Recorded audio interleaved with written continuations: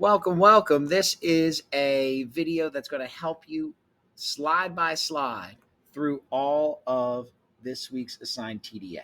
So as long as you stick with it, you'll be just fine. Okay. A few reminders before we get started. Remember that you can pause the video to make sure your responses can match, right? So if the video is going, right, this video here, I don't know what that is. This video here of Mr. Surface, right? I'm going to pause it. I'm going to go back to the presentation, right? You can always pause. Number two, remember you can watch the video in installments, right? This one's 11 minutes, but this will be a few videos long. So if you have to pause it, right, next time you get back to it, usually it saves where you are, but if not, just go to the part that you remember, okay? And number three, remember that you can put the video on one side of your screen and your essay on the other. So here's my TDA that we're all working on. I can move that over here, boom. And then I can put this over here and watch the video there. And I can kind of go back and forth. Oftentimes I have to minimize it like that. And then I'll do it like that. Okay? So you can also put them on both sides. Okay? Let's go ahead and work through this together. So TDA practice. Let me shrink this here. There we go. Directions. Read, annotate, evaluate, and analyze the text and write a TDA based on the text. TDA stands for text-dependent analysis, meaning that it depends upon the text. Directions. Drag the red dots over two keywords from the prompt. Similes, metaphors, and personification are all examples of figurative language. Analyze the relationship between figurative language and self-esteem in I Am Everything Good. Use details in the text to support your answer. Okay, so it's telling me to analyze. That means I have to look closely and kind of break down specific parts. Analyze the relationship. I like that word relationship because it joins both figurative language and self-esteem. Now, figurative language, obviously, it's an English class, so I'm focusing on that quite a bit, but self-esteem seems important too. So I'm actually going to have this dot straddle both figurative language and self-esteem. Directions. Read the text for the first time. Annotate along the way. Directions. Use the symbols to help you with your close reading. Prompt. Similes, metaphors, and personification are all examples of figurative language. Analyze the relationship between figurative language and self-esteem in I Am Everything Good, and use details from the text to support your answer. Okay, so first, I need to find connections. Are there any connections on the page? Well, certainly, right? I notice that all of these faces seem to be young people. So I'm going to just get those two young people's faces. Perfect. Light bulb, what seems important? Well, I think overall that there's so many different types of kids, so many different types of characters, right? So maybe I'll find something here. It seems important that we have self-esteem. And I notice that no one here, the people look serious, people look focused, but no one looks especially like depressed, right? So I'm going to put this on self-esteem. What do you have a question about? I'm curious why this face is not, we don't see the whole face. I don't understand that. I got a question about that. And finally, what connects to today's learning target? Well, today's learning target is a TDA that's focused on the relationship between figurative language and self-esteem. So I'm going to see, this guy seems to have pretty high self-esteem. He's really enjoying himself, loving life. So I'm going to put a check mark there. All right. I am a nonstop ball of energy, powerful and full of light. I am a go-getter, a difference maker, and a leader. Well, boy, that is self-esteem already, right? And I know that self-esteem seems important in this. So I see self-esteem up here, but I want to put this on the text itself. So I like difference maker and leader. Let's put it on leader, right? A check mark is today's learning target, figurative language.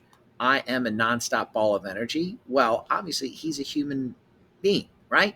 So as a result, he's being metaphorical. I am like a nonstop ball of energy if he were using a simile. So I'm going to put this on ball as in ball of energy. Question mark. I just like the style of it, but I have questions like, why are some parts blurry and some parts not? How'd they do that? right? The connection definitely seems between this and self-esteem all day, right? But it's also he's a superhero, and how can you tell? Because he's in the sky. Could be another connection. I am every good thing that makes the world go round. Like gravity, or the glow of moonbeams over a field of brand new snow. I'm good to the core, like the center of a cinnamon roll. Yeah, that good. Well, Lord knows we've got figurative language here.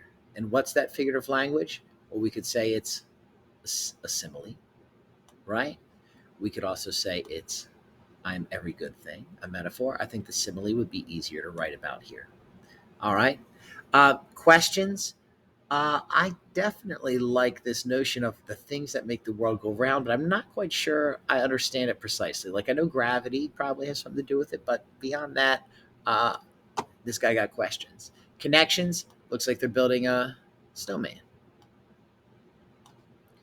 And finally, I noticed on this page, it seemed to be less about self esteem and there's a lot more about figurative language and getting us to sort of enjoy the ideas surrounding self esteem. I am skateboard tricks, scraped knees, and elbows. But you know what? I am right back on my feet again. This seems like self esteem and being resilient to me. So I got my self esteem idea here, and I get right back up again there. Um, Question marks. Uh, what's going on with the scrubby trees back here? I don't understand that image really. I am skateboard tricks, and there must be a connection between the tricks that you try on a skateboard and injuries. I am one eye open, one eye closed, peeking through a microscope, gazing through a telescope, checking out the spaces around me and plotting out those far off places I have yet to go, but will. Well, first and foremost, no one is one complete eyeball. So we do have figurative language here. And what is it? It's a metaphor. All right. I like plotting out the far off places I will go. I like that. Do you mean like plotting like someone might plot in a play or a cartoon or something? Do you mean like plotting like on a graph? I mean, you could ask questions. There seems to be a scope, a microscope, and a telescope, right? We've definitely got a connection between those two words there. I am a gentleman and a scholar. I am kind and polite, like yes, ma'am, and yes, sir, helping my grandmother cross the street and saying, bless you, when a stranger has to sneeze. Well, I definitely see a connection here between yes, ma'am, and yes, sir, right? I can see on this page, it seems like there's a connection between self esteem and helping others too. So I like that idea, self esteem and helping others. I'm going to take this one to and put it on top of this the young man here that's helping his grandmother across the street. She's wearing a nice little green necklace. And my question is a simple one: what is this guy listening to? But if you don't know what a scholar is, what's a scholar? It's someone uh, whose life is focused on uh, learning. I'm a cool breeze, a perfect paper airplane that glides for blocks, for miles, forever. Oh, I love this page. Um, no one's literally a cool breeze, so we've got figurative language again, and we've got the figurative language itself right there by the check mark. A connection. Well, I see a paper airplane here and a paper airplane there. All right. And my question is, what do you mean a paper airplane goes on forever? That might be figurative language too. Might even be a hyperbole, exaggerating for effect. I am a roaring flame of creativity. I am a lightning round of questions and a star filled sky of solutions. I am an explorer planting a flag on every square foot of this planet where I belong. I am a sponge soaking up information, knowledge, and wisdom. I want it all, and I am all ears. Well, my question is, why is this all yellow? I like when there's a lot of other background stuff. So that's my question. The connection seems to be between a sponge, and why? Because it soaks up all everything, information, knowledge, and wisdom. And I like that they separate those three because they are different, right? Programming a VCR is different than having the wisdom to know when you can change something or know when you should step back and observe, right? So we definitely have a metaphor there, figurative language once again, and the figurative language is a sponge soaking up, but you could say the roaring flame, right? I am Saturday mornings in the summertime. I am two bounces and a front flip off the diving board. I am hilarious. I am the life of the party. I am that smile forming on your face right now. Boy, oh boy, do I like this page too. Especially that it the self-esteem really shines through, especially with this line here. I am that smile forming on your face right now, right? The confidence in a line like that. Way to be. All right. We also have the two bounces on a front flip, right? So it is most likely a diving board. And my question is, hmm, my question is, I'm Saturday mornings in the summertime. I guess I could ask the question, do they go to the pool every Saturday morning? I hope so. It looks fun. I'm the boom bap when the bass line thumps and the kick drum jumps. I'm the perfect beat, the perfect rhyme, keeping everything on point and always on time. But you already knew that, right? I especially like this part where, what is that? We still got time on this video. We especially like how they use new technology in this one and his sort of like what it's like to be famous. I'm wondering who's that guy over there? Right? Is that a DJ? Maybe I'm not sure.